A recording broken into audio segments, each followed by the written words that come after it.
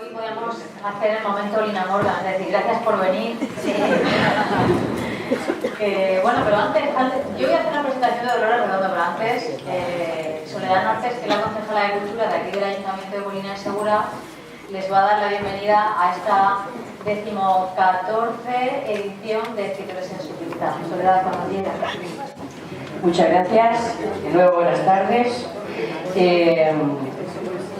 Soy concejal que de los pocos momentos que una concejala de cultura ronda en la gestión día a día es duro cuando ve una biblioteca con este público adepto a la lectura, dice, hay que seguir trabajando.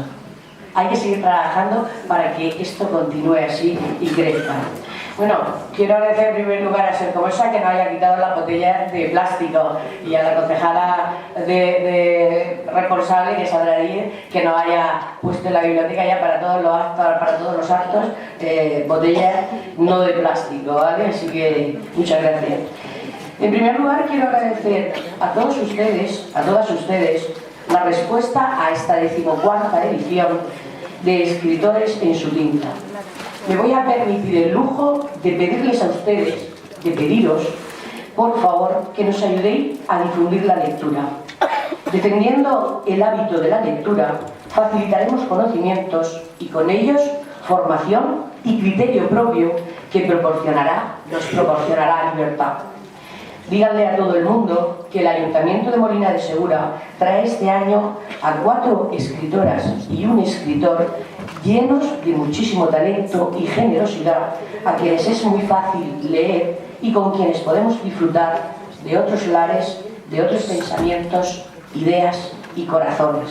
Son 4 escritores, hoy lo iniciamos con Dolores Redondo, continuaremos con Soledad Puertolas, Paloma Sánchez Garnica, David Lozano y Cristina Morató. En las agendas culturales que le hemos puesto, hasta donde hemos podido llegar, pueden encontrarlo y en nuestra página web también. Lo iniciamos con Dolores Redondo, a quien quiero agradecer el esfuerzo por estar hoy en nuestros Escritores en su Tinta y agradecerle que haya dibujado con esa tinta las palabras precisas para hacernos pensar, dudar, intrigarnos, en suma, disfrutar con tus libros. Quiero agradecer a Lola Gracia y a Manuel Moyano su trabajo en este ciclo y, como no, a las trabajadoras de la biblioteca y a Concha, su directora, que siempre se vuelcan en su trabajo, pero especialmente en este ciclo que nos vestimos de gala para recibir a grandes escritores y escritoras. Y quiero agradecer y congratularme con mis compañeras del Gobierno Municipal, Fuensanta Martínez, concejala de Educación, Montserrat Montanos, concejala de Personal, y Julia Martínez, concejala de Urbanismo y Policía, su apoyo, su sensibilidad con la cultura y su disponibilidad siempre con las necesidades de la concejalía de mi delegación, Cultura y Juventud. Gracias y recordad, leer es vivir más, compartir con quienes queréis este gran hábito cultural. Gracias.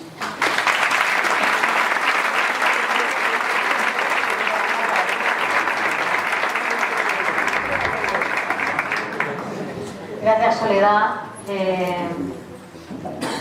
Bueno, pues yo también les doy las gracias a todo el equipo de la biblioteca. Los que sois usuarios sabéis que esta biblioteca es muy especial, que tiene un equipo que trabaja fantásticamente bien. A Manuel Moyano, a Mercedes La Casa, que no está esta noche aquí, pero que todos los años, desde hace 14 años, ha estado en Escritores en su Tinta, a cumplir 14 años, que tenemos ya un ciclo adolescente, a ver por dónde nos va a salir, que eso no lo sabemos. Y por supuesto, gracias a Dolores. Voy a hacer una pequeña presentación muy cortita, ¿vale? Decía Rosa León que todo está en los libros. ¿Os acordáis de Rosa León? Sí. En aquella época, cuando yo era pequeña, estaba más o menos igual. Luego, por otro lado, tenemos aquí a un joven Vargas Llosa que cuando le dieron el Nobel dijo algo que me encantó, que la literatura ordenaba el caos. La vida es un caos y los escritores intentan ordenar ese caos que es el mundo. Y nuestra gran Ana María Matute, que fue la hada madrina de Escritores en su Tinta, que la tenemos por aquí, en la biblioteca Salvador García Aguilar, ahí dibujada, ella hablaba de soñar la realidad y que nosotros somos los creadores de nuestra vida y que las palabras crean la realidad. Hoy tenemos una autora que crea y recrea universos con una magia única y que la magia tan presente en el norte y en sus bosques para ella es una perfecta realidad. Las palabras crean la realidad. Y también, eso creo que lo dice alguno de los personajes de la última novela de Dolores, en la cara norte del corazón. Eso es. Y nombrar es crear aquello que se nombra, que dicen también. Bueno, hoy he puesto este mapa, no sé si lo veis todos. Este es el pedazo de viaje que ha hecho Dolores Redondo hoy para ya estar hoy aquí en Murcia, en Molina de Segura. Así que vamos a darle un fuerte aplauso.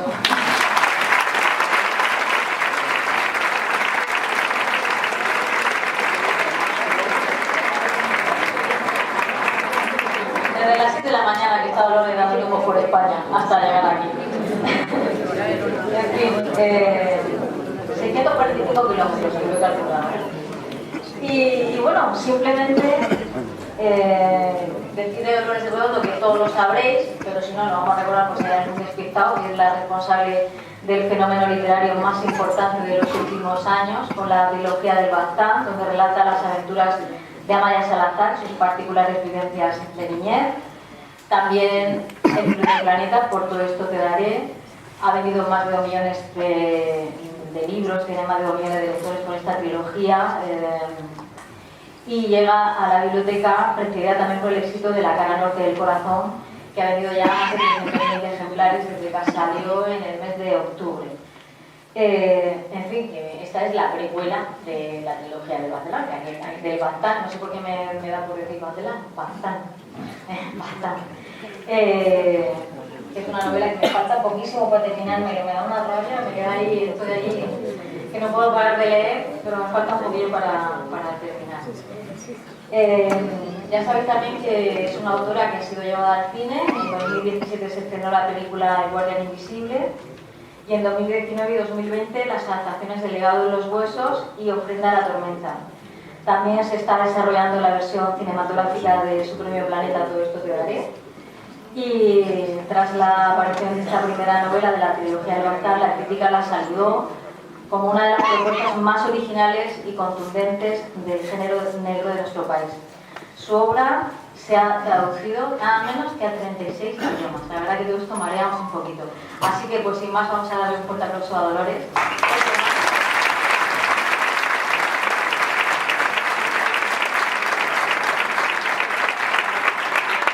Gracias Dolores, es un placer contar contigo. Buenas noches. Buenas noches. Yo también quiero dar las gracias. Quiero dar las gracias a todos los que estáis hoy aquí acompañándome, especialmente a los que os toca estar de pie, porque, bueno, pues os agradezco que estéis ahí, os que estáis por los suelos. Y bueno, espero que eso os haga menos, que os valga la pena. Y daros las gracias por leer y por venir a actos como este, que tienen muchísima importancia para la biblioteca y para el sostenimiento de la lectura. Y seguir haciéndolo, que desde luego, viendo que luego viene Soledad Puertolas, no os la perdáis, de verdad. Espero que estéis aquí todos otra vez. Y nada, yo he venido a estar con vosotros, así que ella me preguntará lo que le apetezca, pero me gustaría que tuvierais la libertad de levantar la mano en cualquier momento y preguntar, porque yo sobre todo estoy aquí para vosotros, estoy aquí para contestar a vuestras preguntas. No destripemos novelas, por favor, eso también, porque hay gente leyendo. Pero bueno, si tenéis alguna pregunta muy de la novela, luego os acercáis y encantada os la respondo. Y lo mismo, pues luego os pido los libros, nos hacemos fotos, nos lo pasaremos muy bien. Y vamos a empezar ya. Yo tengo una serie de preguntas, pero si alguien quiere hacer alguna pregunta y no puede esperarse al final de mi cuestionario, que es muy normal, porque no se lo llamo de más, que levante la mano. Y Concha, que ¿dónde está Concha? Bueno, te encargas tú. Se encarga de ir a, así que hay que levantar bien la mano porque somos muchos para que se pueda hacer. Bueno, mi primera pregunta, Dolores, es cómo te ha dado tiempo a escribir 5 novelas en 6 años. Que no comen, no duermen, no... Soy Batman, quiero decir. No, cuando se presentó la primera novela de la trilogía del Baztán, El guardián invisible, yo ya había presentado a la editorial el proyecto de las 3. Llegando a los huesos ya estaba escrita y estaba terminando de escribir Ofrenda a la tormenta. Entonces se publicó en enero El guardián invisible, terminé de corregir Llegando a los huesos, que se publicó el mismo año, y el año siguiente que terminé la novela y se publicó Ofrenda a la tormenta. Esa es la razón, había trabajo adelantado.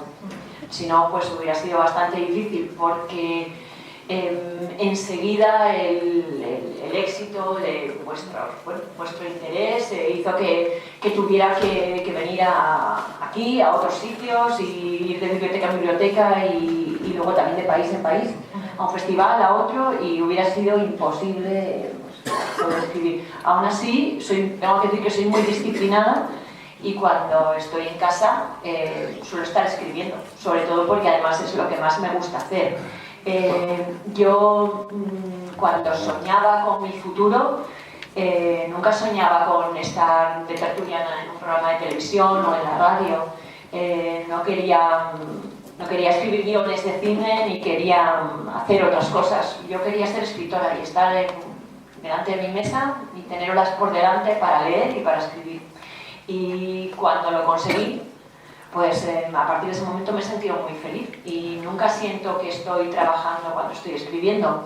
Siento que estoy trabajando cuando estoy de promoción de la novela, y no en la parte en la que os vengo a ver a vosotros, que esta es muy grata, en la parte en la que hay una entrevista tras otra, una rueda de prensa tras otra, y bueno, si hay algún periodista me vais a perdonar, pero no suele ser muy originales con sus preguntas. Si leéis una entrevista veréis que en la siguiente, ¿y cómo se te ocurren las diapositivas?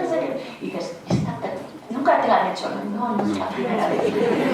Pero lo cierto es que esta parte sí que suele ser bastante tediosa, aunque es verdad que como estamos mucho tiempo aislados y escribiendo, para cuando llega el momento también de presentar la novela, estás deseando hablar. Pero yo sobre todo estoy deseando hablar con vosotros, con el lector, y que me contéis también. Antes, con uno de los canales de televisión que ha venido, les decía que uno de los momentos más maravillosos es en el que os acercáis después, porque yo sé que a muchos os va a cortar levantar la mano y contar algo que quizá no queréis compartir con todos, pero sí conmigo. Y hay en esos momentos del encuentro con el lector, que a veces es medio minuto, son unos segundos, que estamos un minuto y medio a lo sumo, porque pues eso, hay mucha gente y hay que filmar, pero me contáis cosas extraordinarias. Me contáis qué momento personal estabais viviendo cuando leísteis, cómo os afectó, por qué os sentís identificados con este o con aquel personaje de la novela, cómo os ha ayudado o cómo os ha hecho pensar, o cómo os ha entretenido, o cómo os ha ayudado a sobrellevar un momento de vuestra vida que, bueno, pues que por lo que sea os ha ayudado. Y esa es la lectura que quiero, esa es la que me interesa, porque esa es la que me alimenta cuando llega el tiempo de quedarme en casa, atada a mi mesa, y eso es lo que me sostiene. Por eso decía a este periodista, mientras haya un lector que me quiera leer, mientras haya alguien que venga después de una firma y me diga esto ha sido importante para mí, pues yo lo seguiré haciendo, porque es lo que más me gusta hacer en el mundo. Esta última novela está basada, bueno, parte de ella transcurre tras el huracán Katrina y antes también del huracán. No sé si las grandes catástrofes atraen especialmente al ser humano o son buena materia prima para el escritor.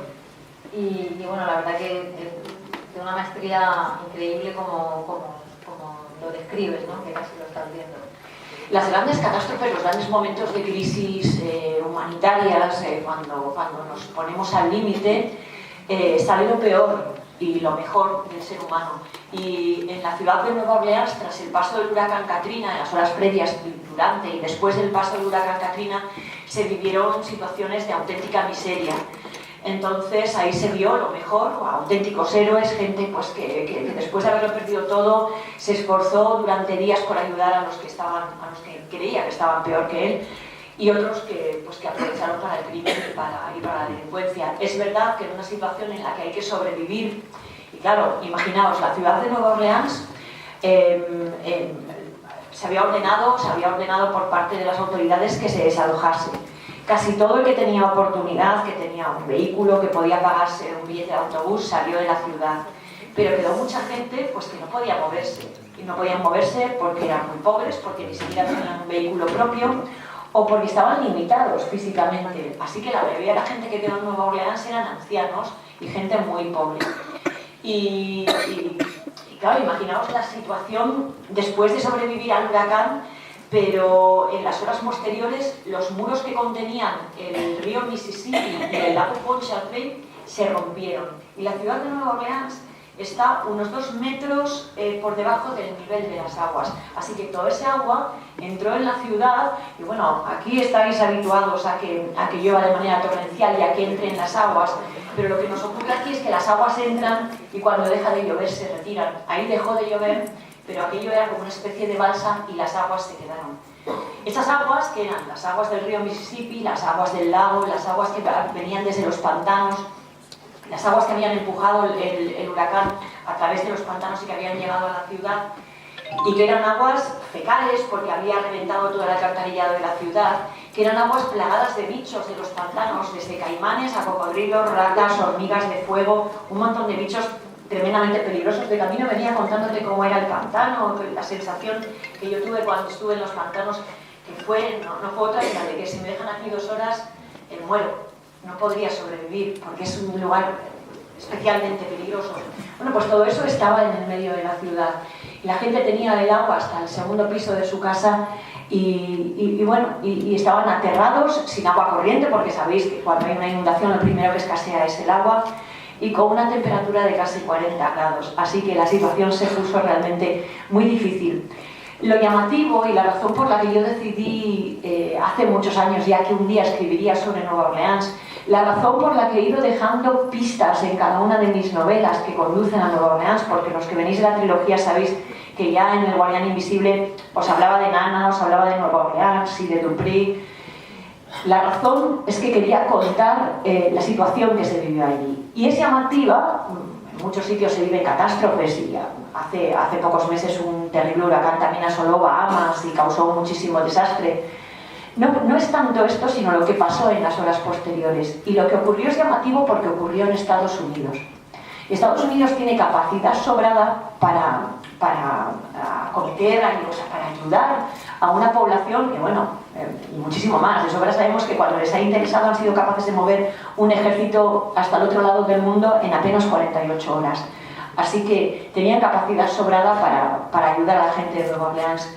Pero eran ciudadanos de segunda, y esto es lo que se vio, que en todas partes, incluso en el país más poderoso de la tierra, hay ciudadanos de segunda, hay gente que importa menos y hay gente a la que importaba menos rescatar. Y esta pobre gente pues esperó 1 día, 2, 3, 4 días, y el 5.º día llegó la ayuda. El 5.º día comenzó a llegar la ayuda. Y cuando a escasas 20 millas de allí seguían despegando los aviones, la gente seguía viendo la televisión, todo el país seguía funcionando perfectamente. Hay una frase que yo he incluido en la novela que para mí representa esa rabia, es de un ciudadano de Nueva Orleans, y de hecho la grabó con su teléfono móvil por la calle durante aquellos días del Katrina, y se preguntaba en voz alta y a todo el que pasaba le decía: ¿alguien entendería que 4 días después de caer las torres en Nueva York no hubiera llegado la ayuda? Pues a Nueva Orleans no había llegado la ayuda. Y fue unos años después. Y no había llegado la ayuda.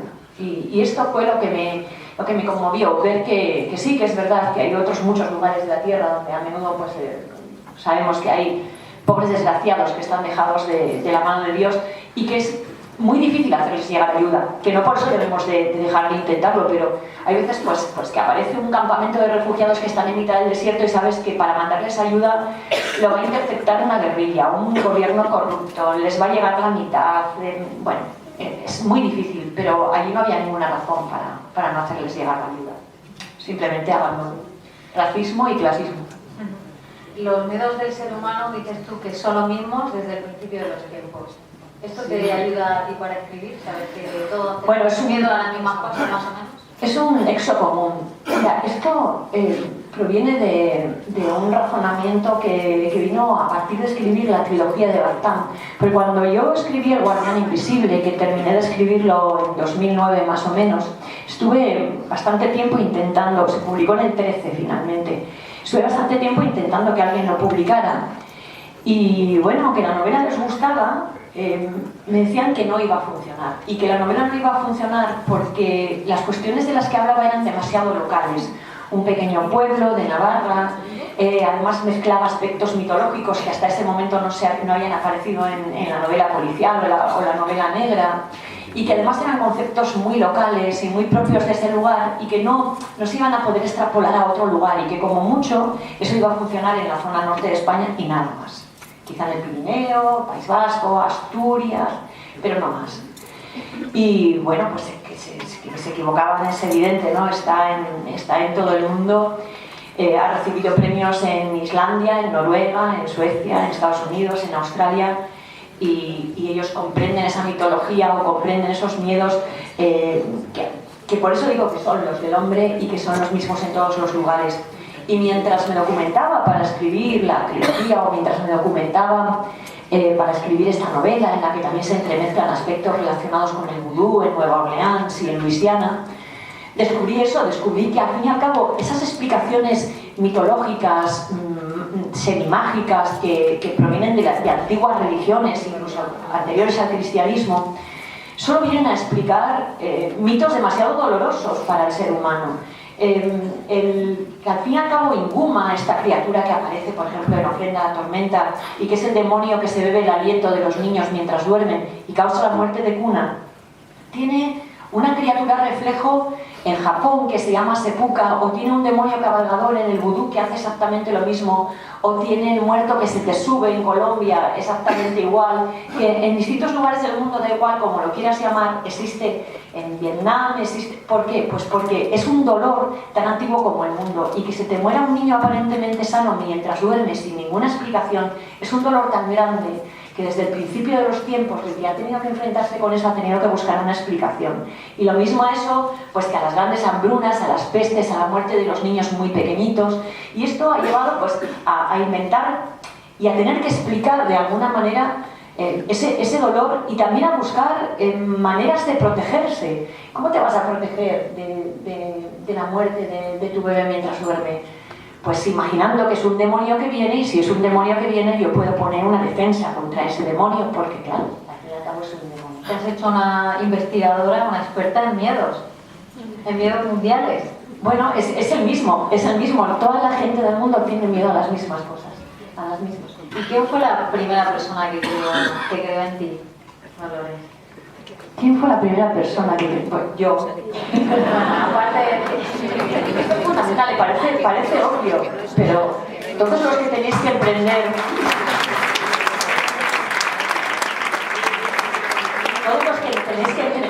un camino en el que sea necesario que encontréis alianzas de otros para prosperar en lo que sea. Si vais a poner en marcha, da igual, una obra de teatro, vais a estudiar japonés, o queréis viajar a Nueva Orleans y vais a buscar un grupo con el que hacerlo, tenéis que estar convencidos, tenéis que estar seguros y creer en lo que estáis proponiendo, si no, no va a funcionar. Por eso cuando me dicen imaginabas, soñabas, yo siempre digo, si Tesla no hubiera soñado con una ciudad iluminada, nunca habría llenado las ciudades de bombillas.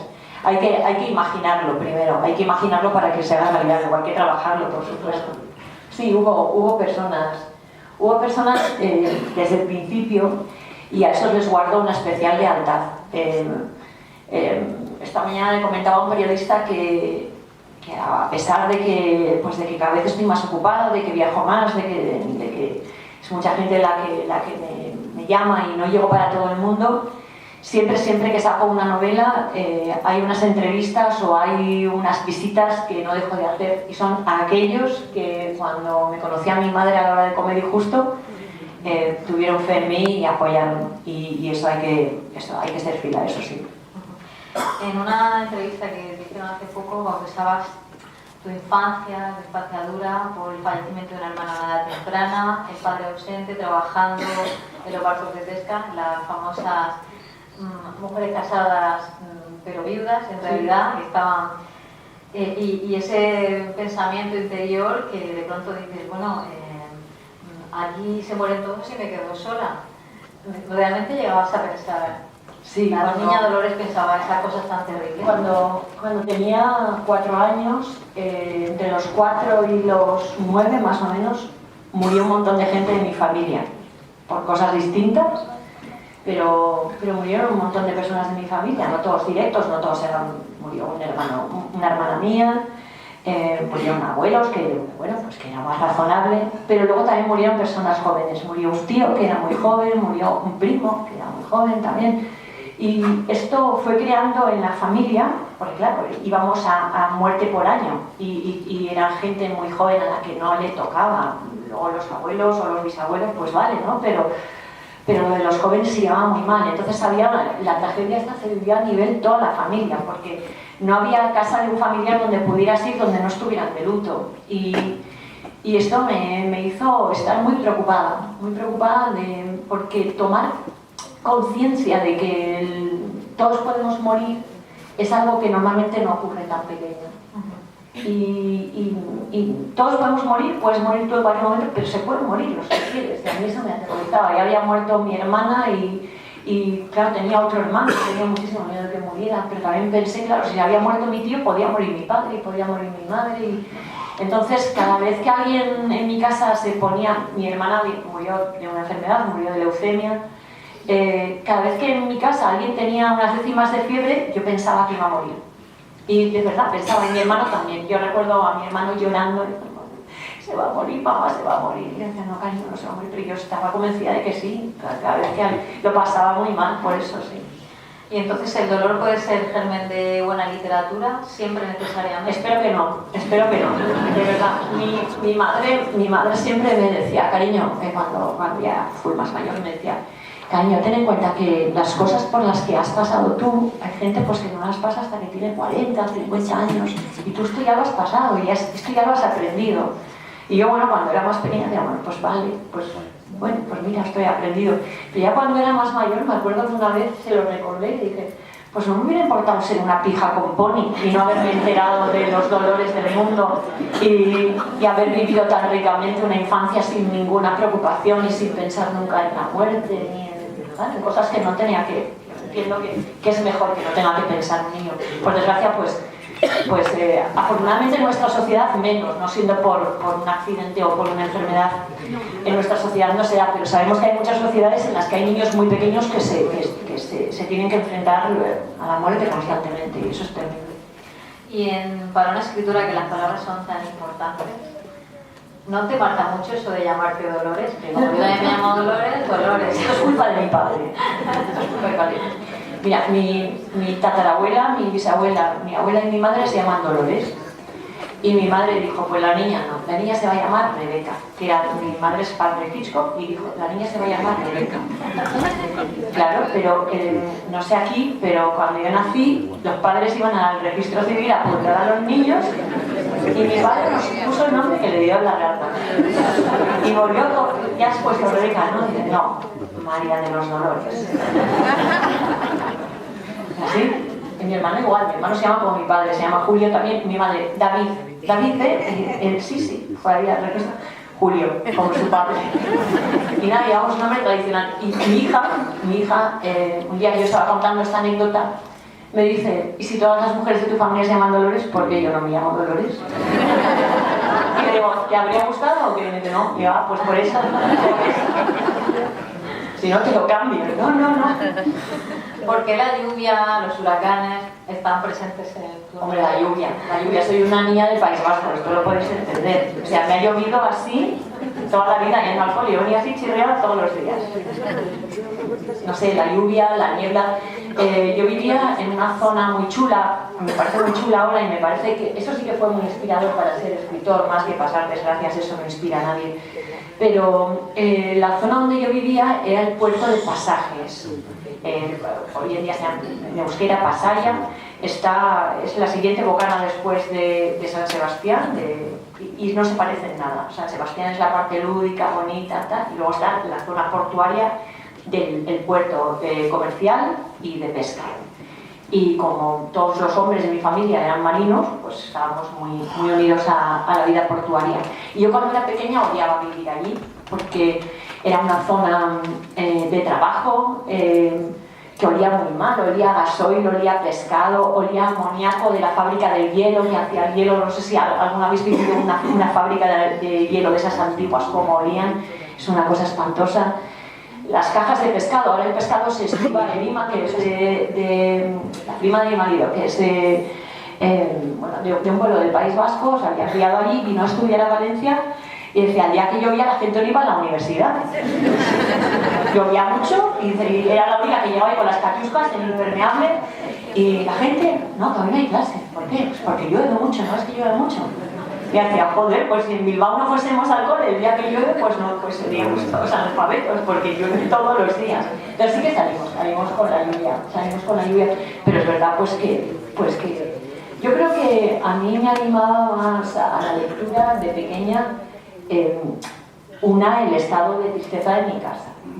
Yo intentaba no hacer mucho ruido porque la gente ahí no estaba la casa estaba un poquito triste, entonces sí que leía mucho. Y una forma de evadirse un poco de... Y lo fomentaba mucho, ¿eh? En mi casa siempre me estaban comprando libros y cuentos, historias y me contaban muchos cuentos y me leían, así que bueno, pues la lectura sí siempre ha estado presente, supongo que por contagio, porque a mi madre y a mi abuelo les gustaba muchísimo leer también. Yo creo que todos los lectores tuyos pensarán o se harán esta pregunta, ¿no? Esa relación que tiene Amaya Salazar con su madre, con Rosario, esa relación tan terrible, ¿está basada en alguna historia que tú conocieras? Una vez en una presentación en Tudela, una señora me dijo, se puso de pie, me dijo, hija, mira, yo te lo tengo que preguntar esto, ¿a ti tu madre te maltrataba o algo? En primer lugar, que me inspiró el crimen original que inspiró la trilogía de Baztán. La trilogía de Baztán está inspirada en un crimen real, en el presunto asesinato de una pequeña de unos 2 años, en los años 80, a manos de sus padres, su padre y de su madre, que la tuvieron para matarla dentro del grupo satánico al que pertenecían, que era una secta que estaban en Baztán, en un caserío, estuvieron ahí conviviendo durante unos 2 años y estuvieron el bebé cuando tenía 2 años. La mataron en una ceremonia satánica, presuntamente para obtener favores de riqueza, de yo qué sé qué, que es lo que hacen, que es lo que hace todo el que cree que hay una entidad superior que apoya sus maldades. Como vuelve a ocurrir con el asesino de este libro, que también es un asesino apostólico y que también cree que las cosas que él quiere hacer están admitidas por una entidad superior. En este caso él cree que es Dios, que está de acuerdo con que se cargue a toda su familia para librarlos del pecado, pero antes de que pequen, por si acaso los matan antes. No es que sean pecadores y los redimen, no, antes de que pequen, no vayan a perderse. Y se justifica así, creyendo y él está convencido de que Dios está de su parte. En este caso estas personas creían que era el demonio, pero siempre me repugna y me hace sentir fatal y me resulta incomprensible cuando veo que un padre o una madre daña a su criatura. Esto, por más que lo investigue, más que lo lea, más que lea casos, no logro entenderlo. No logro entender por qué un padre o una madre puede ir contra su criatura. No puedo entenderlo. Y esto es una pregunta que no está todavía, no tengo respuesta y seguiré preguntándomelo y seguiré escribiendo sobre esto porque me fascina. Pero no es mi madre. Mejor. Bien, dices que La cara norte del corazón es una novela victoriana, porque hay menos PSI y más Conan Doyle, por ejemplo. Sí, claro, damos cuenta.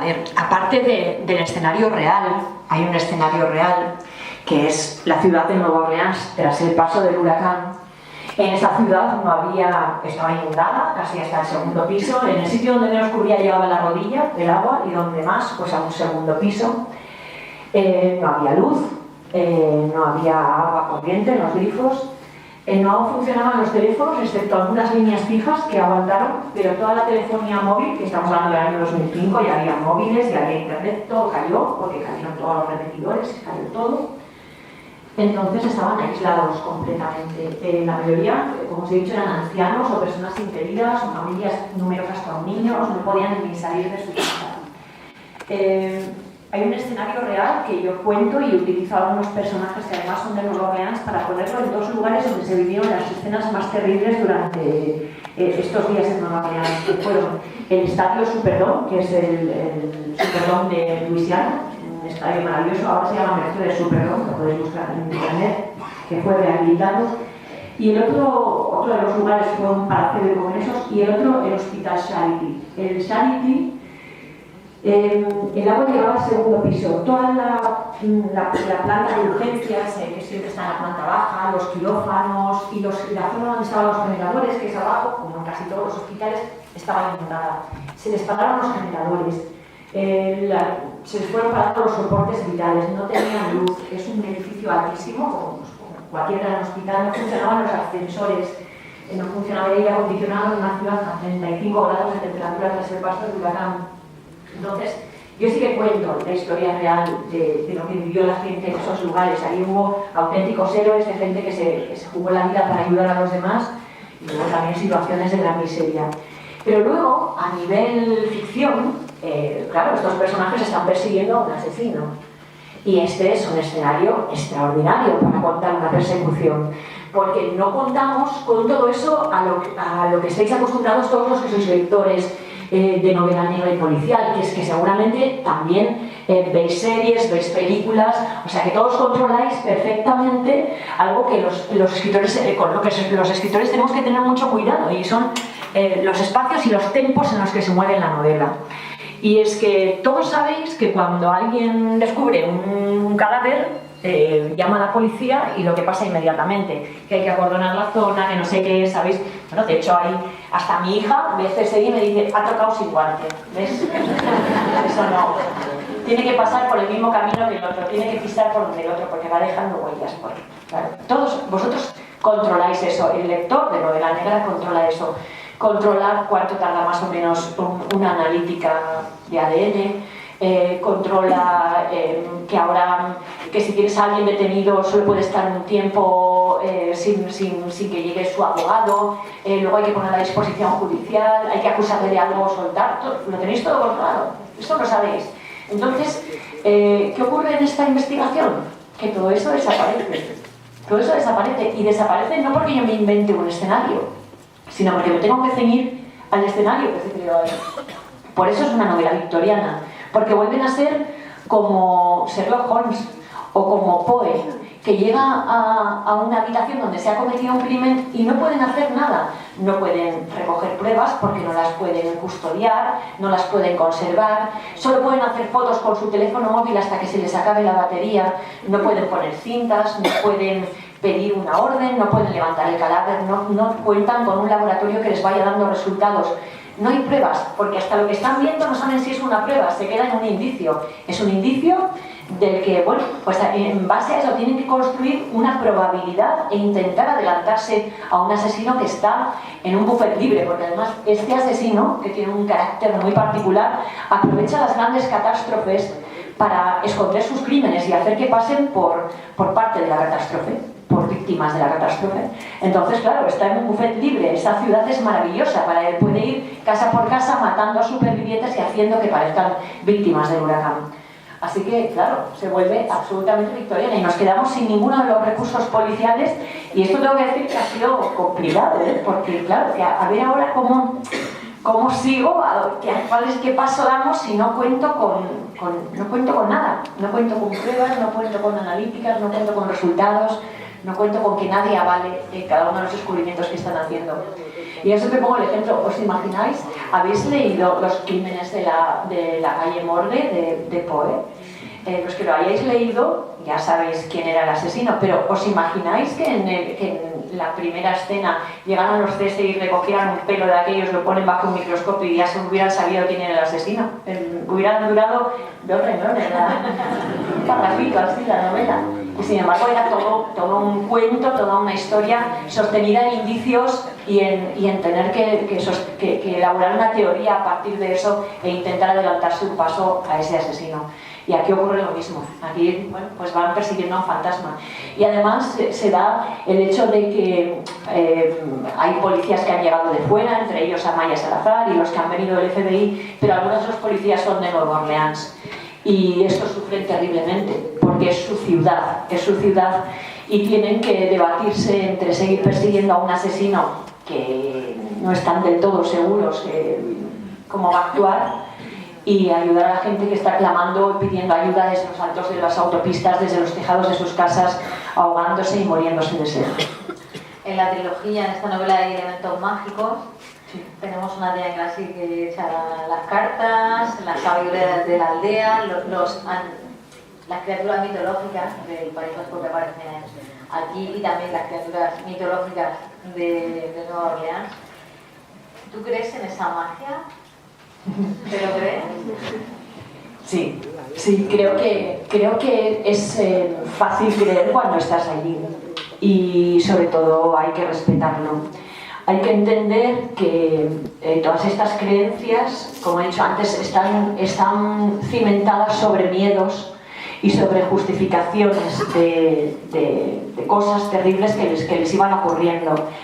En un tiempo en el que cuando anochecía, todo el mundo estaba a oscuras, el mundo entero se quedaba a oscuras.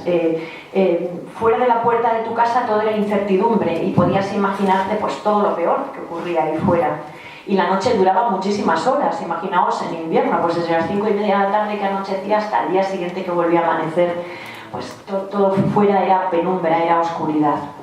Entonces en esa noche de los mundos es fácil imaginar que pudieran buscar justificaciones así para muchas cosas, pero de cualquier manera, no sé si alguno de los que está aquí habéis estado alguna vez en Bagdad o habéis estado en la zona norte por el País Vasco y os ha tocado estar en un caserío en la noche. Os aseguro que cuando estás allí, y ya no os digo lo que puede ser estar de noche en un bosque. Lo de estar de noche en un bosque es una prueba insuperable. Eso ¿Has estado alguna noche en un bosque? Sí. Y de día mismo solo da respeto, sí. Da respeto porque el bosque está vivo y en el bosque hay presencia, claro. En el bosque hay presencia que es esa presencia a la que en la antigua religión de antes del cristianismo, que es una religión que está basada en los ciclos naturales, en el verano, en el otoño, en el invierno, en las cosechas, en los partos de los animales y en algo que era muy necesario en aquel tiempo, era que las familias tuvieran muchos niños para levantar el hogar, para levantar la casa. Pues claro, la diosa era una diosa madre, que era la diosa de la fertilidad, que daba buenas cosechas, que daba buenos partos para el ganado y que protegía a los niños de las muertes prematuras, que como sabréis, que esto no es tan antiguo, hasta hace pocas generaciones nuestros tatarabuelos perdieron, seguro que en casi todas vuestras familias se perdieron niños en las generaciones anteriores, porque era lo normal, tener un montón de niños y que unos cuantos fallecieran sin llegar a los 5 o los 6 años. Así que, bueno, pues en base a todos esos miedos construían esas historias. Y es fácil cuando estás allí creer, igual que es fácil cuando estás en los pantanos de Nueva Orleans creer. ¿Habéis pensado ya lo que le vais a preguntar a Dolores Redondo? Yo le he levantado la mano varias veces y no me ha venido. ¡Oh, qué bonita! Venga, va el micrófono para allá. ¿Se escucha? Sí, espérate, te va a ver. A ver, hay una aquí de cualquier hora. Genial. Espérate, que tenemos ahí... Bueno, empezamos aquí, ahora va para allá el Sin micrófono. problema. Hola, Dolores, buenas tardes. Hola, buenas. Sí, bueno. Da la casualidad que también soy prima de Lola. Pues nada. Bueno, quería darte las gracias. ¿Se oye bien? ¿Se oye? Sí, bien. Sí, quería darte las gracias por lo de la arqueología del Kafka. Me la he leído 3 veces. Sí, porque a cada vez que cuando terminaba una vez, digo, me la leo una segunda vez, encontraba cosas distintas. Me la leo una tercera vez, me fijaba en otros detalles que no me había fijado antes, ¿no? Eso es una cosa que me ha llamado mucho la atención. Y luego, el final de lo que tú has contado, de lo de la historia del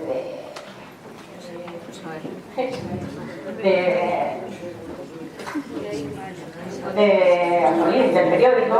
Ah, sí, la historia en la que va a ser la novela. Sí, me parecía una genialidad.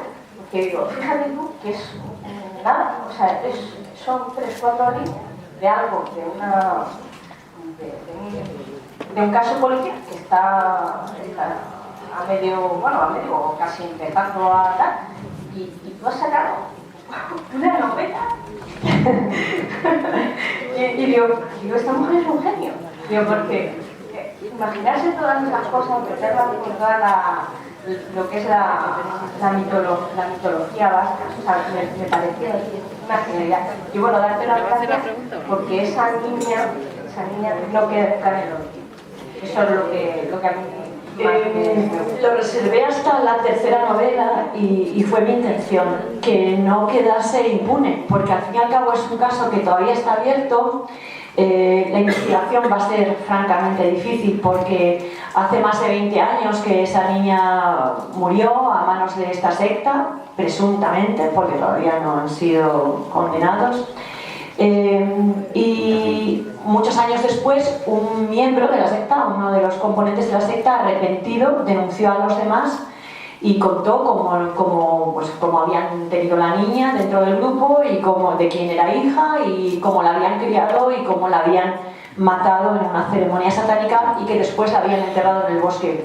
Ocurre que un bosque en 20 años puede sufrir unos cambios extraordinarios. Donde había una llanura abierta puede haber un pequeño bosquecillo, puede haber árboles sobre la zona donde estaba la niña, puede haber crecido un gran árbol en esa zona, y 20 años para un árbol es muchísimo, y para una zona de bosque, o sea, limita mucho, y la posibilidad de encontrarla. La buscaron, estuvieron buscándola, el testigo apuntó a un lugar en concreto y la buscaron por ahí, pero no apareció. De cualquier manera, 2 añitos, es muy pequeña y enterrada directamente en el bosque, y en un bosque donde llueve tanto.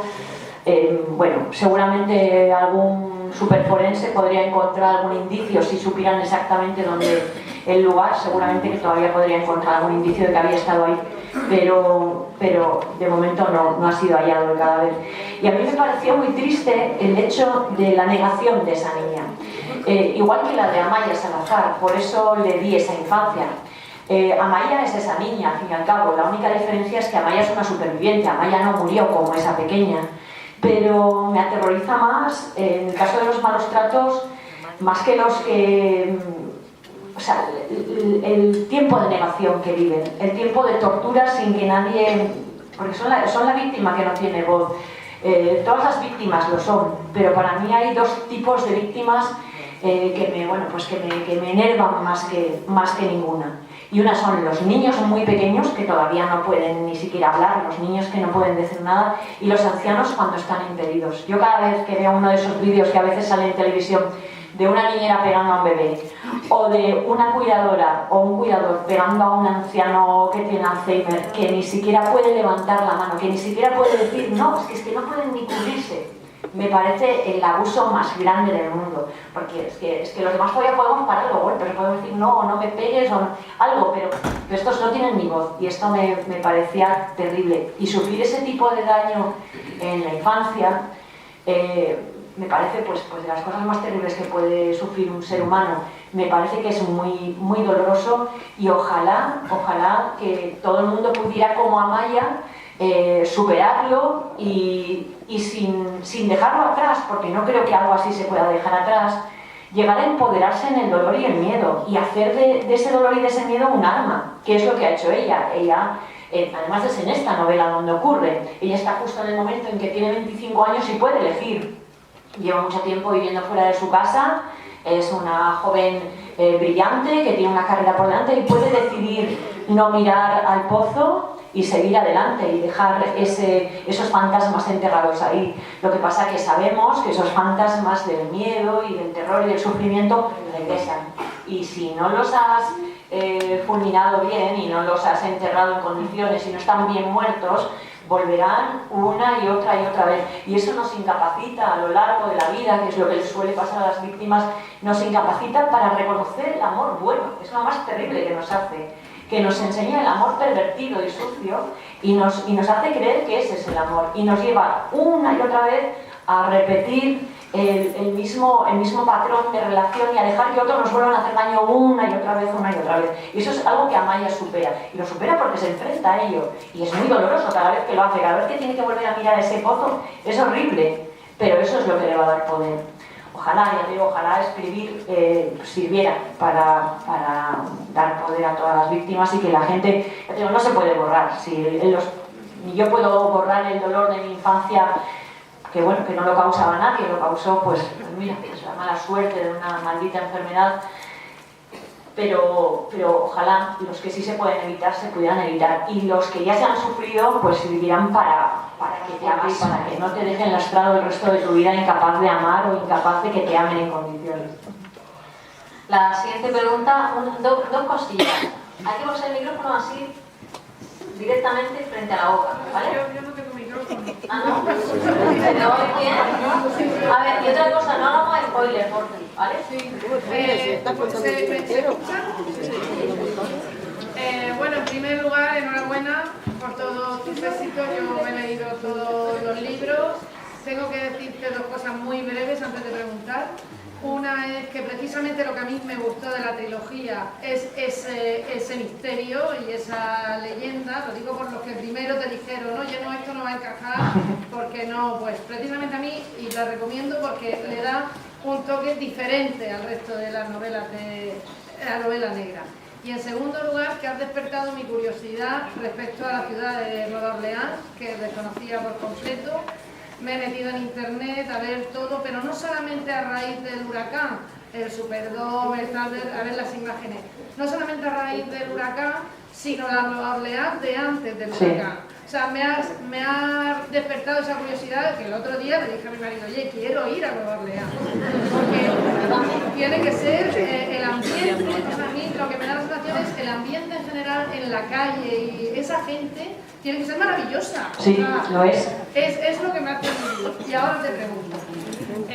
Yo he escrito un libro muy recientemente, no me considero ni escritora, pero yo te sigo en Instagram y veo tus fotos maravillosas delante de tu leyendo, escribiendo y tal, y yo digo, madre mía, si yo tengo la mesa hecha un desastre. Mi pregunta es, físicamente tú cuando escribes, ¿cómo lo haces?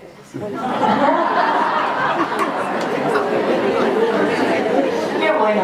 En pata, en tortilla, en el ordenador. Pues mira, ha habido distintas fases en mi vida, porque llevo un montón de años escribiendo. Antes de casarme y de tener niños, escribía de noche.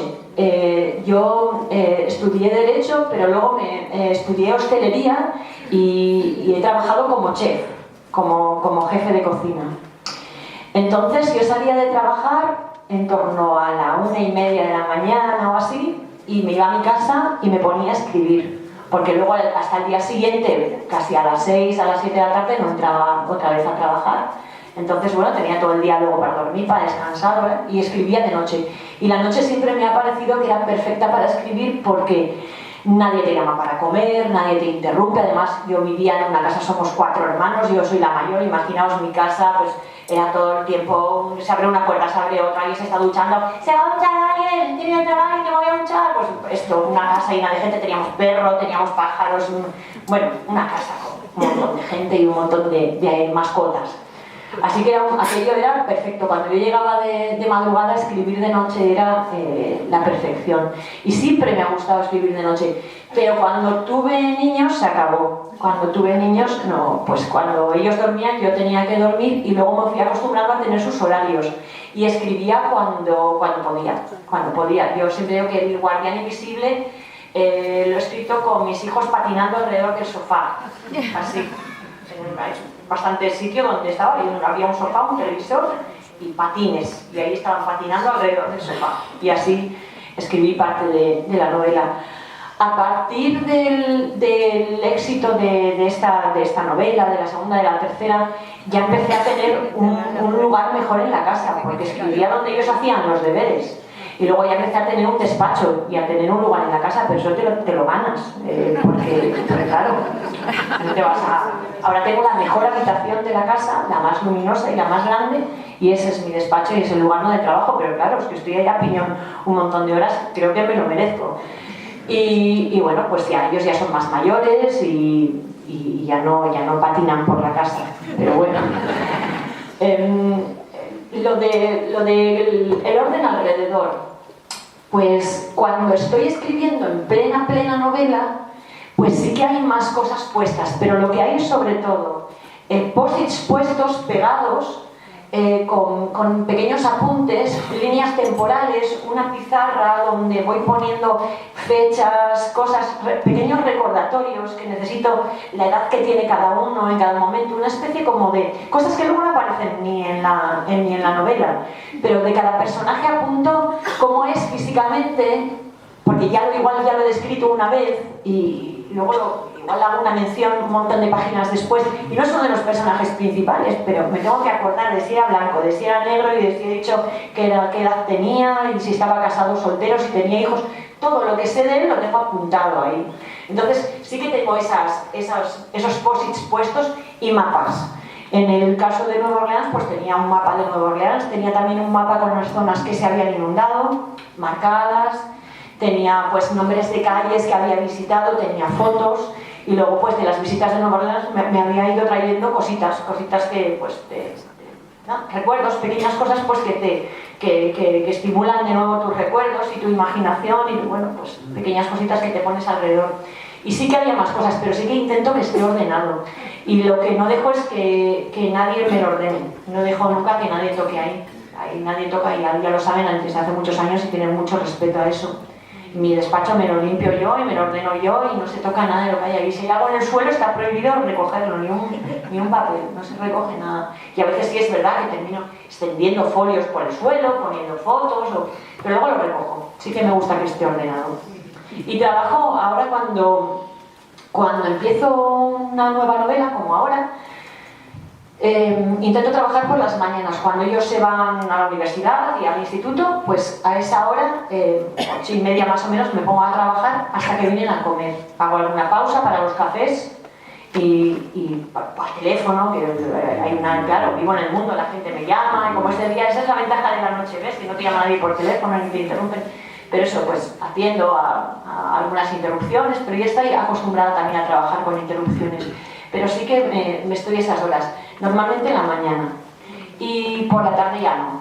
Y en la última fase de la novela, esa es la fase de posesión infernal, esa es en la que pues ya no hay horas ni de día ni de noche ni distingues, y me llaman para comer y no voy, y vienen otra vez, pero no vienes, ay sí, espera un momento, porque todo es de posesión, de verdad, es como una necesidad tremenda de terminarlo y ya lo tienes entero en la cabeza, está todo ahí, está bullendo, ya lo tienes que terminar. Y además, igual creo que ocurre también leyendo, cuando yo soy lectora y cuando estoy leyendo una novela que me está encantando, el final no me lo leo como el principio. Igual al principio voy racionando un poco como voy leyendo, pero el final, pues bueno, claro, me he ido sin dormir a trabajar, he hecho locuras por terminar, porque me la tenía que terminar, porque estaba ya como loca por saber, ¿no?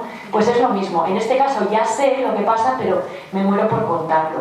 Entonces en la última fase de escritura sí que está un poco más desordenado y sí que ahí ya son todas las horas del mundo, se me acumulan los vasos de café con leche ahí abandonados, me los trae mi marido y le mando WhatsApp, súbeme un café, y me lo pone ahí, toma unos tragos, y luego se me olvida, ay, le voy a dar otra porque está frío. Mi hermano me ha regalado una cosa que puedes enchufarla al ordenador y se mantiene caliente el café. Me gusta porque le hace como natilla, así, le hace como un pozo. Toma café, de hecho. Más preguntas. Sí, hola. Yo te quería dar las gracias por los pedazos de libros que has escrito porque me han encantado, de verdad. O sea, me has tenido en vilo hasta las 8 de la mañana sin poder dormir, sin parar de leer, por los finales, por lo que está en medio, por los principios. O sea, muchísimas gracias. Gracias a ti. Y mi pregunta es, en este libro, o ahora si no sale en el libro, ¿se resuelve o se explica un poco por qué la tía Engrassi le advierte tanto a Maya sobre la relación con Dupri? ¿Este libro es el antecedente de por qué? ¿El que estoy escribiendo ahora? No, el de la cara norte del corazón. De la cara norte del corazón. Vas a entender muchas cosas, pero esa quizá del todo no. Pero sí que vas a entender muchas cosas relacionadas con el modo en que Amaya salió de Bagdán, porque es verdad que yo había contado que ella había sufrido en su infancia y que había tenido una infancia pues muy especial, y que llega un momento en que ha salido de Bagdán y había estudiado en Estados Unidos. Todo eso lo había contado, pero no había contado cómo, por qué salió. Si todos sabemos que ella estaba en casa de su tía en Brasil y que allí era amada, era una niña querida, ¿qué la sacó definitivamente de Bagdán? Esto es lo que vais a conocer aquí. Y la vais a conocer en otro momento de su vida que creo que es muy importante, que es, como decía antes, ese momento en el que ella tiene que elegir. Ella está fuera de casa hace mucho tiempo, es una joven brillante que está teniendo mucho éxito en lo que hace, y se encuentra con Dupri. Y Dupri lo que le propone es, le dice, eres una buena investigadora, pero puedes ser una magnífica perseguidora del mal. Porque a perseguir el crimen se puede aprender en una academia de policía, se puede estudiar criminología, puede uno meterse en la academia del FBI y aprende a perseguir el crimen. Para perseguir el mal hay que reconocer el mal. Y Amaya lo reconoce porque lo ha vivido, porque sabe cómo se comporta un demonio. Y Dupri también. Por eso se reconocen entre ellos, por eso la reconoce en cuanto la ve y sabe que es un diamante en bruto. Él la llama la aguja en el pajar, y ella es una aguja en el pajar. Es excepcional, es brillante, es muy dura y es muy afilada, y se tiene que domar porque todavía no sabe comportarse, no sabe conseguir las ayudas que necesita para prosperar. Y él, justo en ese momento de su vida, le va a proponer que mire al pozo, que mire atrás, porque es de ahí de donde va a extraer sabiduría, y eso es muy doloroso para ella, y ella va a tener que plantearse si va a ser una mujer más, una persona más, tirando para adelante con su vida e intentando olvidar el pasado, o va a mirar una y otra vez ahí atrás. Cada vez que mira atrás aprende sobre todo a perseguir esa clase de mal, porque yo sí creo en el mal como entidad humana, que me da muchísimo miedo, aunque sea un ser humano. ¿Más preguntas? No cuento nada. No, solamente que el asesino está inspirado en un asesino real. Lo podéis buscar en internet. Buenas noches.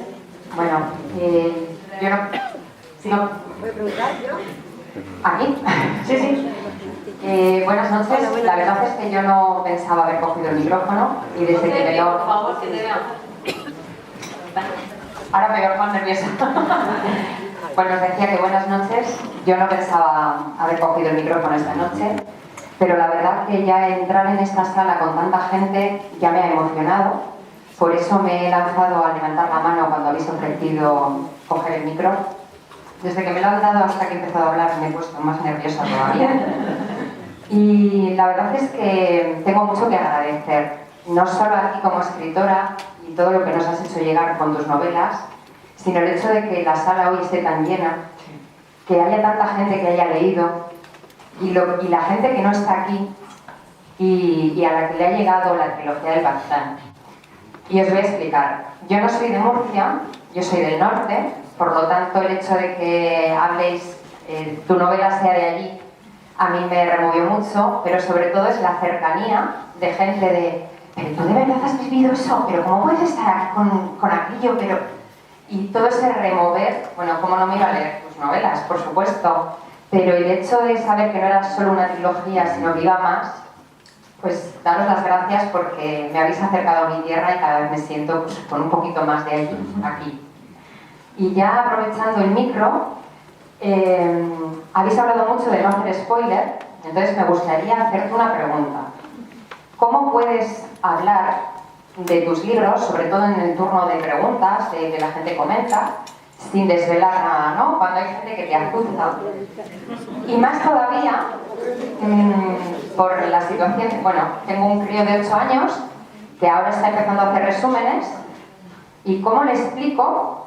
Haz un resumen, pero no desveles la historia, porque... Y la pregunta del otro día de mi hijo es, mamá, es que yo quiero que se lean el libro, pero ¿cómo les cuento de qué va sin hacerles spoiler?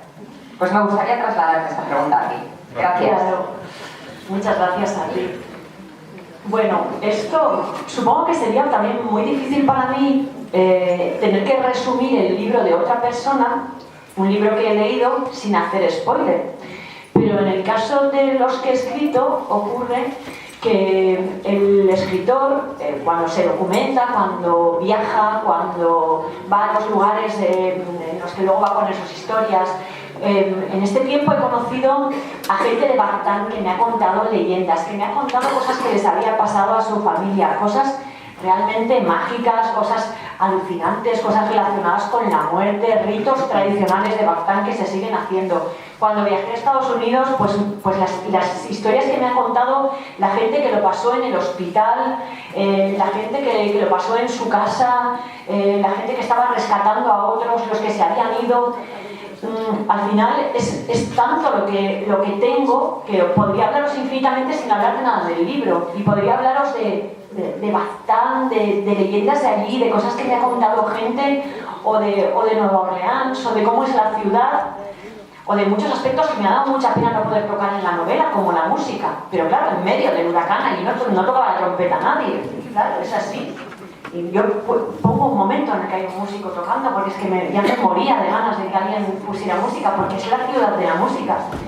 Pero hay tantas cosas que podría contaros, y claro, es porque al final el escritor, cuando está documentándose para algo, cuando está interesado en algo, o por lo menos en mi caso, me leo los periódicos de la zona, voy a la zona, me entrevisto con gente que vivió cosas, luego les digo simplemente que me cuenten, los que tienen anécdotas de su vida y me van contando cosas, y todo eso va alimentando un fondo de cosas de las que puedo hablar sin hablar de la novela, y es que no caben en la novela. Si uno no se documenta para ponerlo en la novela, no son datos, no puede parecer la novela al final una recopilación de datos, de cosas que sabes, y tampoco se trata de que yo haga un lucimiento de lo muchísimo que sé sobre meteorología, por ejemplo, que aprendí un montón, sobre cómo se forman los huracanes, sobre cómo se forman las tormentas. Bueno, cuando viajé a Estados Unidos en una de las ocasiones, que casi todas me han tocado,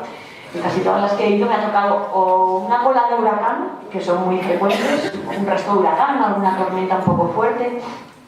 Y una de las últimas veces que viajé con un grupo de periodistas, yo llevaba las alertas de la asociación de los huracanes, las alertas automáticas que me llegaban al móvil, y estaba conectada con el servicio de meteorología para las alertas de huracanes. Y los periodistas que iban conmigo me decían: pero bueno, ¿cómo puedes llevar eso? Bueno, porque se está formando un huracán en Bahamas, ya verás que este va a avanzar. Y en efecto, mientras estábamos allí, avanzó el huracán, y bueno, no podíamos salir, estábamos preocupados si íbamos a poder volar, y al final el huracán se movió un poco y pudimos volar. Pero bueno, pues cosas como esta, ¿no?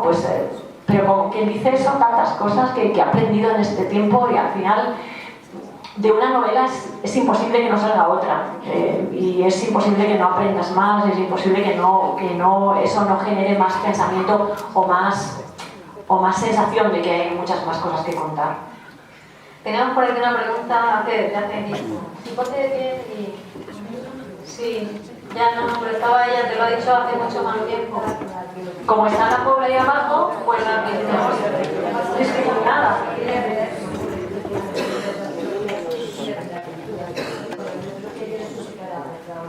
La primera pregunta era: ¿qué grado de implicación has tenido tú con la ahora?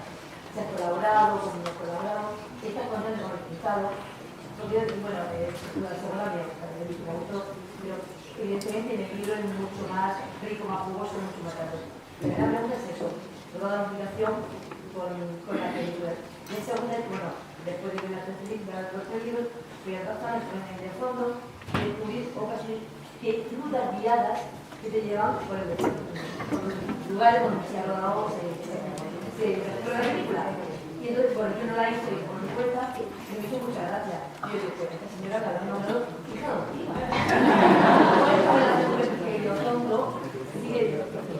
¿Qué ha ido allí a Baztán? ¿Cuántos de aquí habéis estado en Baztán? Yo esto lo hago en las presentaciones y me alucina. ¿Y ha ido al Valle de Río? Sí. Tenemos cojones ahí una tentativa. Sí, bueno, eso está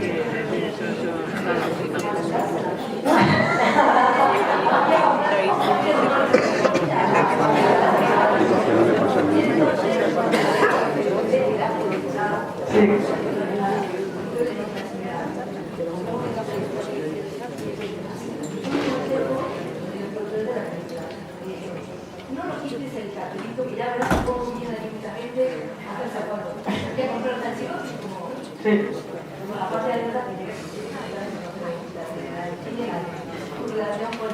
¿A quién se está cambiando? Bueno, lo del cine. Esto va alucinando, lo del cine. Cuando se iba a publicar El Guardián Invisible en el año 2011, esta novela varios editores internacionales se interesaron por ella y antes de que se publicara en España ya tenía 7 editoriales internacionales más que lo iban a publicar a la vez.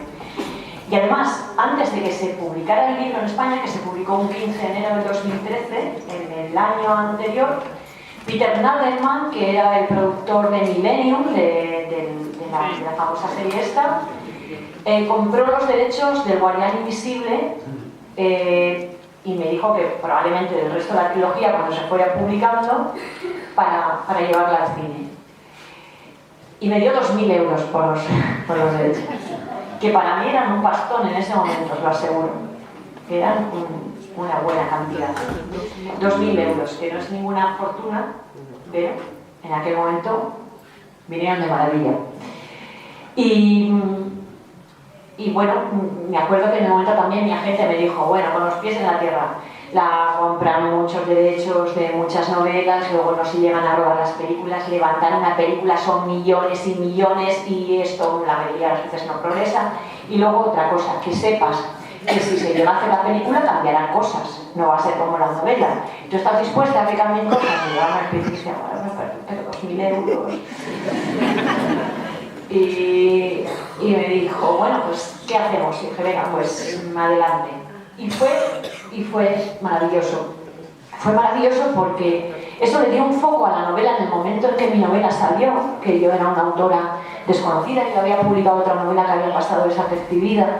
Y cuando se supo que ya había 7 editoriales internacionales que tenían los derechos y que encima Peter Nadelman había comprado los derechos para llevarla al cine, esto fue pues un foco mediático de interés periodístico que hizo que la novela levantase mejor y que muchos os fijarais en ella y que muchos libreros, y bueno, pues despertó interés. Y esto es muy importante para cuando una novela sale, porque lo del Guardián Invisible no es casual. Yo me sentía invisible, yo me sentía como que lo más difícil en el mundo editorial era que me vieran, porque yo me había pasado años mandando manuscritos a las editoriales y no me veían. Yo sé que es que no me vieron, que los tiraban sin leerlos, lo sé, que borraban mis correos sin leerlos, porque es que luego me lo han confesado los editores, que les llega tanto que a veces no leen y a veces va a la basura y a veces... Así que yo sabía que lo difícil era que me vieran. Y conseguí que me vieran. Y una de las cosas que hizo que me vieran fue la película. Y toda la promoción, recuerdo que todo el mundo me preguntaba, yo decía, ¿es tan importante esto de Peter Nadelman? Donde Peter Nadelman, y va a producir ese de Millennium, sí, y era como todo el tiempo esto. Y esto le dio ese foco a la novela. Y fue maravilloso. Luego conocí a Peter Nadelman, lo arrastré por Baztán, le hice jurar que rodaría allí porque me parecía fundamental que rodase la novela en los escenarios donde yo la había concebido, y llegó a ser pues porque tenía que ser, y se levantó. Y ya sabéis que una película son millones, hay que levantar todo esto y producción y tal, y bueno, pues ahí está El Guardián Invisible. Y luego ya Legado en los Huesos, me dijeron, bueno, pues ahora véndenos Legado. Pues digo, bueno, esto os va a costar un poquito más. Porque me parece lo justo, ¿no? Teniendo en cuenta que luego manejan millones y millones el cine, ¿no? Y bueno, estoy muy contenta. Las adaptaciones, pues no se ciñen a la novela. Si yo pensase que la mejor manera de contar una historia es el cine, sería cineasta. Y soy escritora porque creo que nada como la literatura, nada puede trasladarnos a una historia, nada puede llevarnos a esas emociones y sentimientos como la palabra escrita. Creo que es súper poderosa y por eso voy a seguir escribiendo, y por eso no voy a escribir guiones de cine, y por eso no me he querido implicar en escribir guiones de cine. Porque pues no me va nada en eso, y además estar hacer una transformación de algo que ya había hecho y tener que castrarlo porque se hubiera supuesto quitar partes que a mí me parecen importantes y que estaban ahí porque yo las quería, pues hubiera sido dolorosísimo para mí. Entonces es mejor que lo haga otro. ¿Satisfecha? Sí, sí, porque hay que ser agradecido. Y una de las cosas que me ha enseñado el cine en estas 3 películas, que he podido asistir a los rodajes y estar cerca y ver a los actores y conocer su trabajo, me ha hecho respetar que 200 personas directamente y otras 400 entre pues, gente que lleva los castings, que hace la comida, que prepara la ropa, la peluquería, el maquillaje y laboratorios después, porque luego hay una postproducción con sonido, con músicos, con gente que está detrás, que no aparece, más que muy pequeñita ahí en los créditos al final. Y eso hace respetar el trabajo de los demás. Me siento también agradecida porque hay muchas novelas que podrían ser llevadas al cine y que elijan llevar las mías, pues oye, pues, creo que es para estar agradecido. Así que, nada como el libro, los libros son los míos, si queréis la historia completa la tenéis en el libro y hay muchísimo más que en el cine, pero el cine es otra manera de contar, igual que lo es el cómic. Mis novelas han sido adaptadas al cómic también y no se parecen nada a la novela, se parece porque intenta contar la misma historia pero de una manera totalmente diferente. Yo no sé hacer un monigote y sin embargo Ernest Saga, que es el dibujante que hizo la trilogía de Batman en cómic, es alucinante como él es capaz de plasmar cosas que en el cine se pueden hacer, porque por ejemplo la parte mágica, todo lo que tiene que ver con los conceptos mágicos del Baztán, de la brujería y demás, no veas cómo lo pueden hacer en un cómic, lo plasma como nadie, o sea, ni en el cine se puede hacer así, no puedes conseguir tantos efectos, y en un cómic puede ir hasta el infinito y borrarlo y ponerle otro detalle y otro más, y eso es lo que ha hecho. Así que hay que respetar el trabajo de todos y me siento muy contenta de que las hagan. Y a los que os gustan las películas, me alegro muchísimo. Los que seguís pensando que mucho mejor los libros, me alegro muchísimo más. Perdón, un apunte. ¿Cómo me llevo con Elizondo? Muy bien. Sí, me llevo bien. Solo me da pena una cosa. De todo el cariño de Elizondo, y es que ahora está lleno de gente por todas partes y es verdad que hay visitas guiadas de la novela y hay visitas guiadas de la película, o sea que hay excursiones por todas partes de gente caminando. Entonces yo no puedo ir a Elizondo porque no puedo andar por la calle literal, no puedo caminar por la calle. Entonces me he perdido uno de los sitios a los que más me gustaba ir. Y era un sitio de paz para mí. Yo iba ahí y estaba sola y ahora no. Pero estoy muy contenta por ellos porque es un pequeño pueblo de 3.000 habitantes, tiene 7.000 habitantes todo el valle y en los últimos años, aparte de que se han rodado 3 películas allí, se han rodado documentales, han ido televisiones, están haciendo otros proyectos de teatro, se ha hecho un festival de novela negra allí. Mil cosas que se están haciendo y eso ha creado empleo también. Y bueno, pues solo por eso, solo porque hay alguien que no se ha tenido que ir de su pueblo, que los que sois de un pequeño pueblo sabéis qué doloroso es tener que no poder vivir en tu pueblo queriendo vivir en tu pueblo, tener que irte a otro sitio y solo ir a tu pueblo cuando puedes escaparte. Y bueno, pues aquella gente que están tan arraigados a su tierra, si alguno se ha podido quedar en su pueblo y nos ha tenido que ir a otro sitio a trabajar, pues mira, solo por eso ya valdría la pena. Quería darte las gracias por las muchas horas de lectura maravillosas, habernos hecho súper felices, a mí me has hecho muy feliz. Y bueno, y por el viaje al Bazán, que fue súper bonito con mis hijos, en familia, una experiencia muy buena. Y bueno, la pregunta que quería hacerte es ¿en qué momento decides, cuando te pones a construir la historia, a perfilar los personajes, qué sería una mujer? Una mujer en un mundo entre la policía, el mundo de las fuerzas de seguridad, que es como muy masculina y bueno, bajo unas cualidades como muy marcadas y un carácter muy determinado, que es el que conocemos, ¿no? ¿Por qué? ¿Cómo? Gracias. Bueno, esto tiene una razón de ser. Yo ya os he contado antes que yo nací y me crié en una zona portuaria, en Pasaia, en el País Vasco. Todos los hombres de mi familia y todos mis vecinos y toda la gente que vivía alrededor, todos eran marinos. Todo el mundo trabajaba en el mar o en cosas relacionadas con el mar. Y todas las mujeres de la zona, todas, eran viudas con marido, como digo yo. Tenían marido, pero nunca estaba. El marido nunca estaba. Y ellas, generación tras generación, igual que las mujeres de Baztán, se han acostumbrado a estar al frente de la casa, del cuidado de los hijos, dirigiendo negocios y administrando el dinero. Estos eran los maridos que llegaban con el sueldo, toma mujer, ellos se iban un rato al bar, luego ya se iban otra vez para la mar. Y ellas, generación tras generación, y esto ha hecho un tipo de mujer en la zona, un tipo de familia matriarcal y de sociedad femenina de apoyo, en la que eran muy importantes todas las mujeres de la familia, las abuelas, las tías, las madres, las primas, que también tenían maridos en la mar, las vecinas, el cuidado de los niños entre todos, y luego el enfrentarse a situaciones pues propias de la vida en las que ellas se veían solas, dar a luz, porque muchas veces los maridos estaban en la mar cuando nacían los hijos, o tener que enterrar a un miembro de la familia y él tampoco estaba.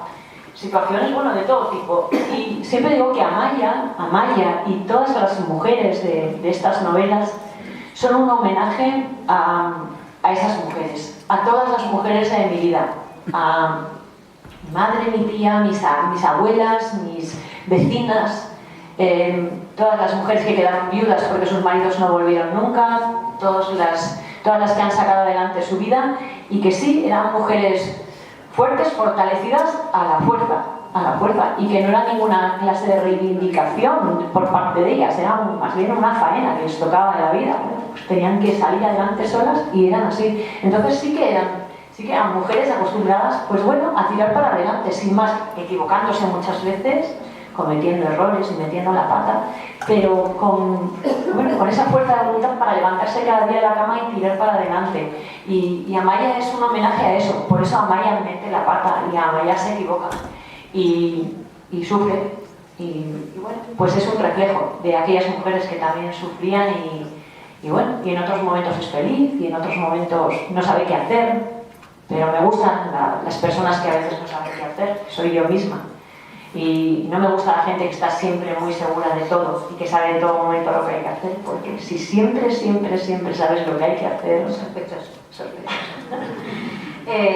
Una pregunta, ¿cuánto queréis que firme el libro Dolores? Bueno, última pregunta, porque si no, no nos vamos de aquí ni mañana. ¿Micro o...? Sí, aquí. Ponte de pie, que te vean.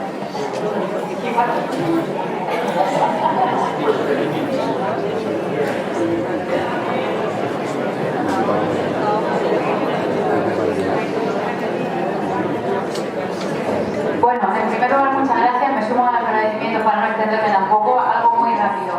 Tiene que ver con la pregunta anterior, y es que ¿cuánto de ti proyectas hacia un personaje, por ejemplo, como el de Amaya? ¿Cuánto de tu personalidad, cuánto a lo mejor en alguna ocasión te enfadas por lo que Amaya hace, o más bien intentas que siga lo que tú harías en una circunstancia? Y la segunda pregunta, ¿qué pesa más para ti en una novela como La Trilogía de Baztán? ¿La parte de novela negra o la parte mágica? Y en relación con la parte mágica, ¿hasta qué punto has tenido que acercarte a según qué grupos que practicaran según qué tipo de cuentos? Muchas gracias. Vale, a ver, la primera pregunta. Más preguntas. Vale. A ver, Amaya y todos los personajes tienen parte de mí, todos tienen parte de mí. Pero yo no soy Amaya, ni soy ninguno de los personajes concretamente. Y yo soy el narrador. Yo soy quien cuenta la historia y soy siempre quien cuenta la historia, y a veces eso es doloroso también, porque sin hacer spoilers sabéis que hay momentos en la trilogía en los que se sufren pérdidas, y yo recuerdo, por ejemplo, la muerte de un personaje, no lo desvelo nada, pues que me supuso tener que pasar un duelo mientras escribía la novela, pero un duelo en el que estuve francamente mal, pero tocaba que ocurriera así y lo pasé muy mal. Sí, hay algo de Amaya en mí, pero hay veces que Amaya también hace cosas, o la meto en problemas a posta. Me gusta que Amaya vaya al límite también. Y bueno, pues hay veces que acierta más y que acierta menos, pero es lo que decía antes, me gusta que cometa errores también, porque no quiero una heroína perfecta, no quiero una mujer, claro, guapa, joven, policía y siempre sabe lo que hay que hacer y la relación es estupenda y pues mete la pata y se equivoca y a veces...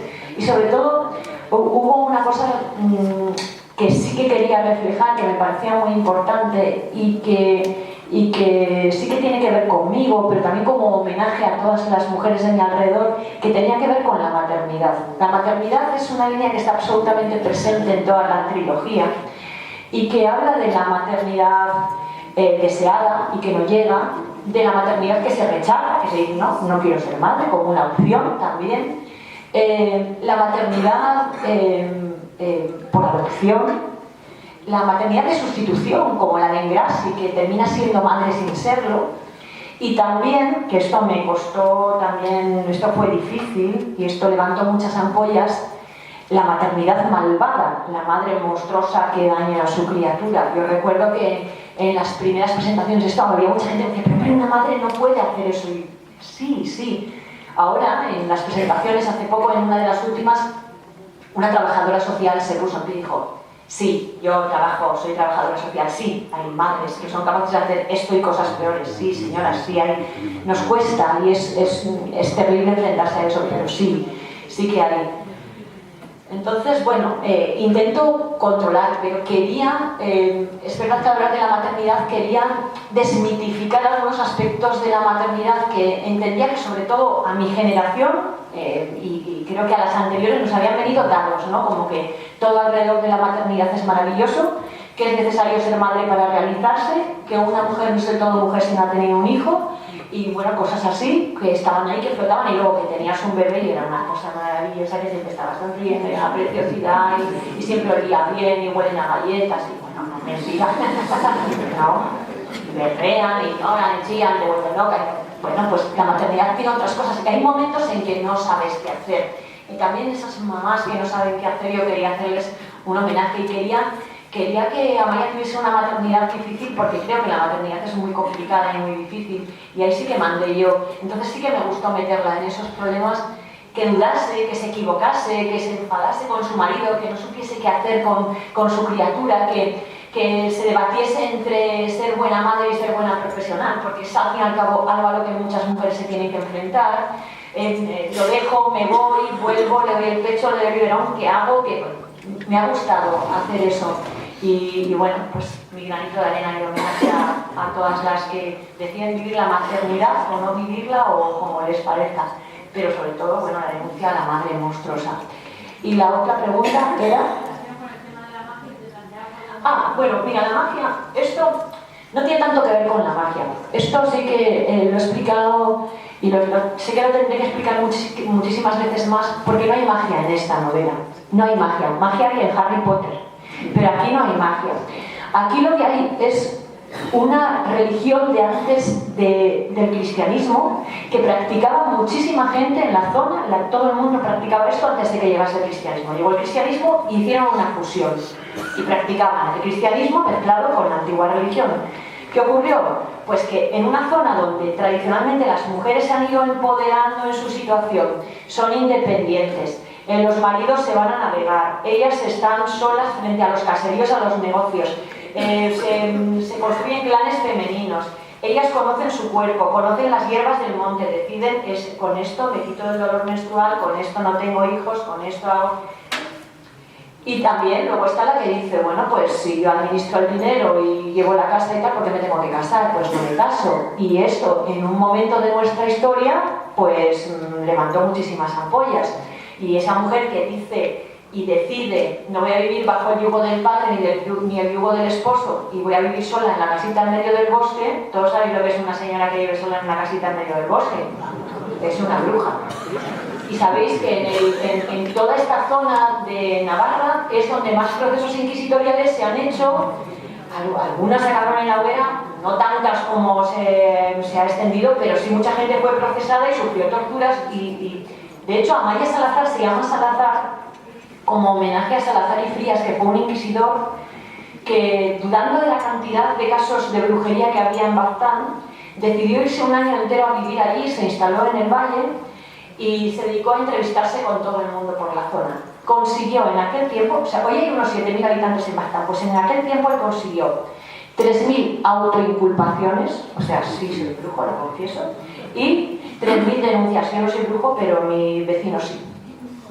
Eso consiguió. O sea, todo el valle eran brujos. Todo el valle. Y Salazar y Frías llegó a la conclusión, sin embargo, después de vivir un año allí, y en su escrito consta así, y es el que presentó ante la Comisión de la Inquisición, de que no había demonio en Baztán, de que lo que había allí era una tradición mucho más antigua, que tenía que ver con otros conceptos relacionados con la tierra, con los ciclos naturales y con otras cosas, pero que no estaban endemoniados, ni había brujas, ni había demonio. Y esto lo hizo Salazar y Frías.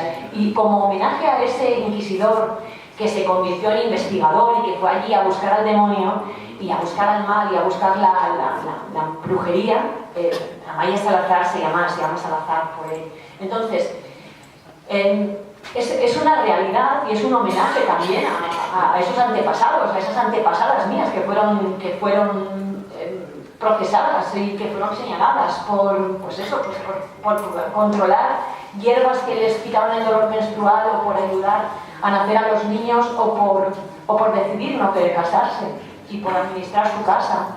Pero bueno, era algo que les había venido dado. Y no tiene tanto que ver con magia como con algo más, bueno, histórico. Está ahí, esas mujeres estaban ahí. Sí, hay un museo de la brujería en Zugarramurdi, aparte de las famosas cuevas.